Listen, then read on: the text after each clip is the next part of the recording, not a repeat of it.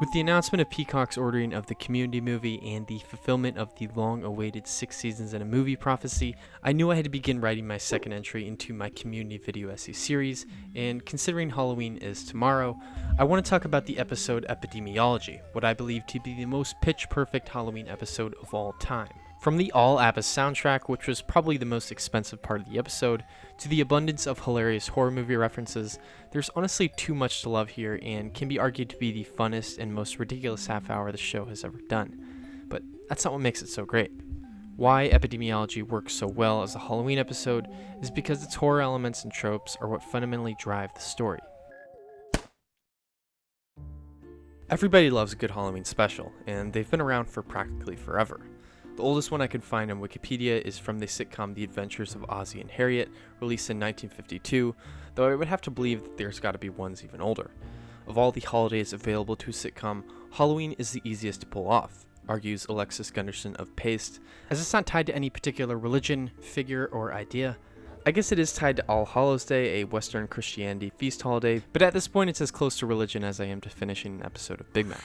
As writer Emily St. James states in her original review for Epidemiology, Halloween is a holiday when sitcoms often feel the freedom to do something a little zanier than they normally would. And this is true, but your typical sitcom Halloween special doesn't really take horror seriously. I mean, there are references to horror, but most of the time it's just the characters dressed up in costumes, going through their usual dynamics and conflicts. I mean, seriously, think of how many Halloween episodes are just one or two of our characters setting up for a Halloween party. Even Community did this season before in the episode Introduction to Statistics. There's nothing wrong with that approach, and I love most of these episodes regardless, but what makes the story itself actually a Halloween story, separate from the fact that it's on Halloween? The Office's first Halloween special went this route, introducing Jim as a hole puncher, Dwight as a Sith Lord, and Michael as himself with another head. Great costumes, but the episode's story isn't about Halloween or horror at all. The episode revolving around Michael having to fire an employee on Halloween because he waited all month to do so. Remove the silly costumes, and it's just another episode of The Office. It's Always Sunny's hilarious Halloween episode Who Got Dee Pregnant may be one of the best episodes of the series, but the whodunit story that it tells would have worked just as well on any other night at any other event hosted by the pub. It's a Halloween episode because the network wanted a Halloween episode.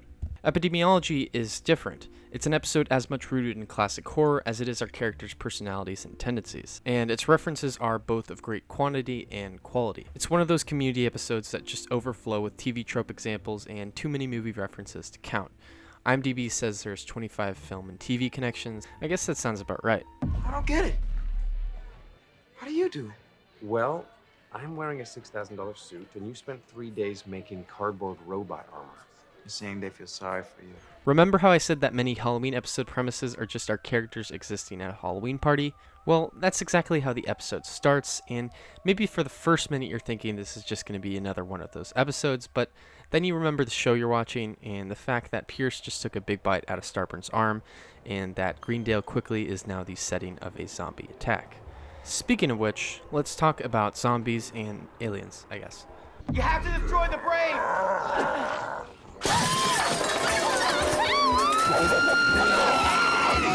Even if you've seen just one zombie movie, you're very likely to already know the rules. One bite will do it, stay in a group, trust nobody, kill the zombie by destroying its brain. The movie Zombieland specifically told its audience their own rules for surviving the zombie apocalypse.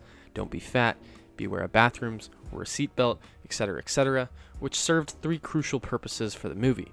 The first, to establish these tropes in which to both connect to previous zombie movies and subvert them. The second, to define its protagonist in the character of Columbus. And third, to work as a vehicle to deliver jokes. In a lot of ways, it's really a no-brainer why Epidemiology works so well. A lot of the greatest horror movies are comedies themselves. Shaun of the Dead, The Evil Dead 2, Cabin in the Woods, Scream, the aforementioned Zombieland. Like these films, Community both utilizes and satirizes these classic horror movie tropes, like when Abed tells Troy to be the first black man to make it to the end, a direct reference to the Night of the Living Dead character Ben being the only main character to survive till the end until he's mistakenly shot by the military, a total inversion of the black guy dies first trope, which Abed is dually referencing. But unlike Ben, Troy successfully makes it to the end and saves the day. It's also no coincidence that Jeff, Abed, and Troy are the final group members to survive. The three's shared nerdiness and understanding of these classic zombie tropes, whether they'd like to admit it or not, is what allowed them to make it for as long as they did. And it's Troy's acceptance of that nerdy part of himself which allowed him to eventually save the day. As Community often does better than any show, the episode also uses these tropes to undermine the audience's expectations for the characters.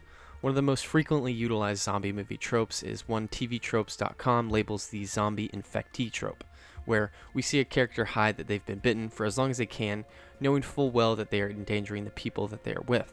Rich, Jeff's arch nemesis and antithesis to his external characteristics at this point in the show, fulfills this trope, not revealing that he had been bit until he starts turning into a zombie, despite making a point out of making sure no one else had been bitten, as he believed he was special. Even though we assume Rich to be a much darker character underneath his friendly surface, this unprecedented act of selfishness is the only indication we ever get that Rich isn't what he seems to be, and, of course, it's on a night that no one will ever remember. Although the most prominent element, zombies aren't the only horror category that Community observes and finds humor in this episode. One of the funniest sequences in the episode happens after the group split up and Jeff, Troy, and Abed enter the library basement trying to find an exit. As the three creep down the dark room, an orange cat repeatedly jumps out at chest height, most likely from the shelves surrounding them.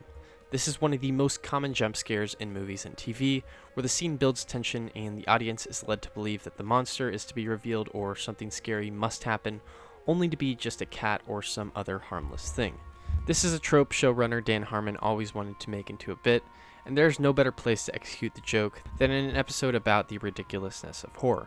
Roger Ebert specifically points out this trope in his book of Hollywood cliches, stating that the cat often enters the shot hissing and raving, airborne at chest height, as if it has been thrown into shot by a technician.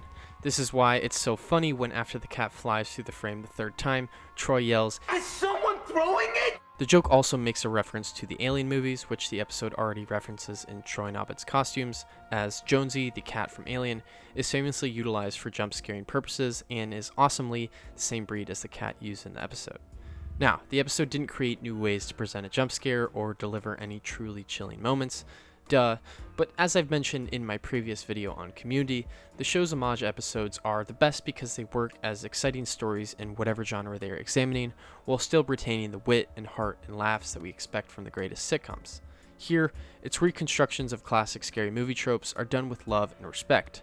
It's why, if you're a fan of horror and already a fan of Community, the episode feels so perfect for Halloween.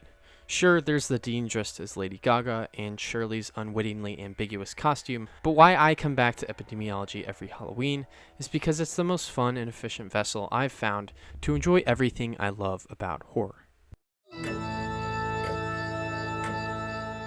Thanks guys for watching. I encourage you to please like, subscribe, and comment to help the video out, and let me know your favorite Halloween episode in the comments section down below.